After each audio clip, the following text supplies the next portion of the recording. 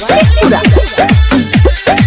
Famous हो जैनी तू पला भर में, सेल्फी खिंचावे लगतौ डगर डगर में। चल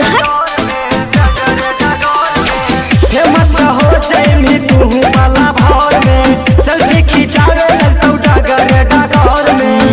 माने हमारा बतिया माजा मिलतौ भरपूर गे, के मंझली खवाले ओढ़निया पर ओ जैमी मशहूर गे। सुने मंझली खवाले ओढ़निया पर ओ जैमी मशहूर गे।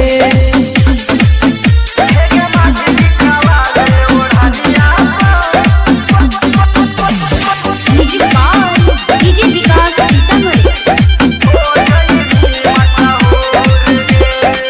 मान ले बात छौड़ी होतौ का में खरा जा, गौवा जबरिया में होतौ तोरे चारा जा।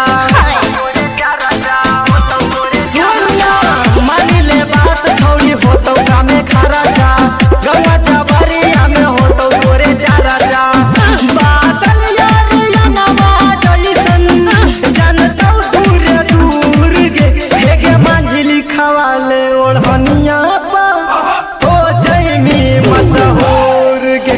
सुने मंझली खवाले ओढ़निया पर ओ जैमी मशहूर गे।